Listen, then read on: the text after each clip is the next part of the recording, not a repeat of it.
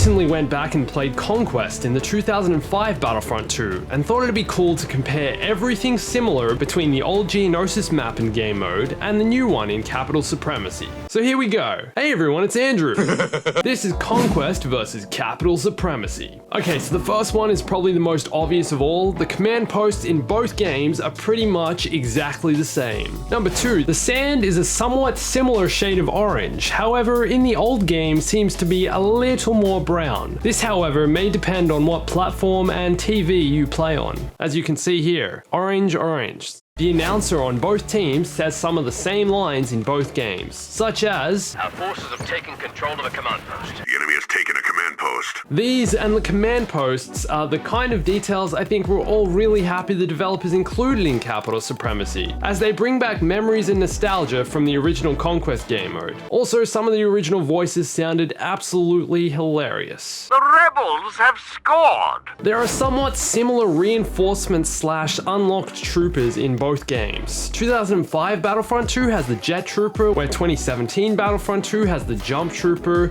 2005 has the Clone Commander, and 2017 has the new Arc Trooper with dual wield. Also, instead of Magna Guards, this time around we have these BX Droid Commandos. I honestly think these Droid Commandos are better than the Magna Guards because of their melee blade, whereas the Magna Guards from 2005 didn't even have their Electro Staffs. This is literally the only reason I'd want to play as a Magna Guard. If they had the staff thing that can block lightsabers, you know, it's got like the purple lightning all around it. Why would you not use that? Like, who wants a Magna Guard with just a pistol? I just be a droid, I'll be a clone trooper. Capital Supremacy has 12 AI controlled ground troops per team, which is kind of a throwback to playing single player Battlefront 2 Conquest. However, in addition to both AI droids and clones, 2005 Battlefront 2 also has our favorite bug people in the galaxy, Geonosians. They can play a huge role in this battle and can really make the CIS forces feel a lot more dangerous. Not only that, there's a whole game mode where you can play as Geonosians versus clones. I don't want to just see them flying around in the sky. Like, let me play as them, you know?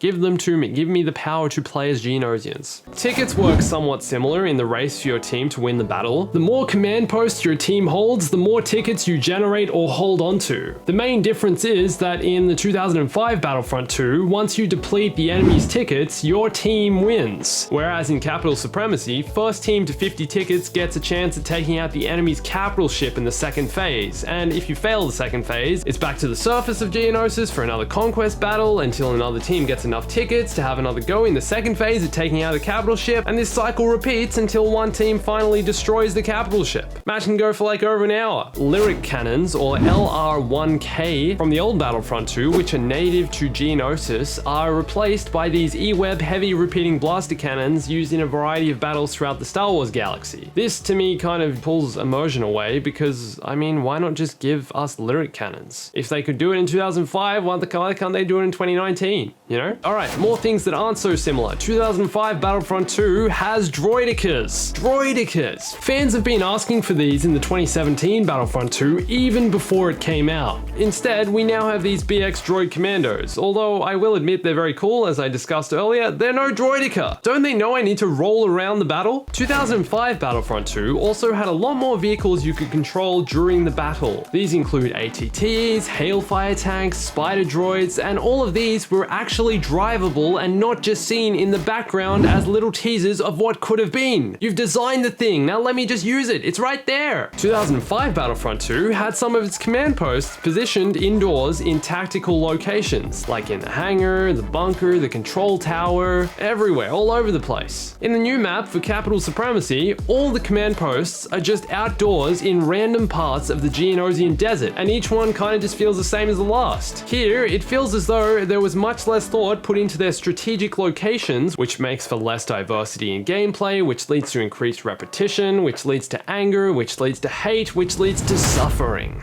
Capital Supremacy has the two capital ships hovering above the map, which are used during the second phase of the battle. 2005 Battlefront 2 is a single-tiered match fought solely on the surface of Geonosis, and although there are some Star Destroyers and CIS ships battling it out in the sky, these are unreachable and merely backdrop for the battle. However, there is a mod for the 2005 2005 Battlefront 2 on PC that allows you to go directly from a ground battle to a space battle. This shows that it's possible for this to happen. Space to ground is something I know so many people have been wanting forever. Space to ground combat was also supposed to become a reality with Star Wars Battlefront 3, but this was cancelled way back in 2008, crushing the dreams of many like myself. Okay, something I find a little strange is that in Capital Supremacy, as the Republic, you can play as both Phase 1 and Phase 2 clone troopers. Now, my problem with this is that as far as I'm aware of, there were only Phase 1 clones in the actual Battle of Geonosis. So then I remembered the second Battle of Geonosis that takes place in the Clone Wars TV show and went looking for Phase 2 clone troopers here, but still could only find Phase 1. So to summarize, I have no idea what these guys are doing here.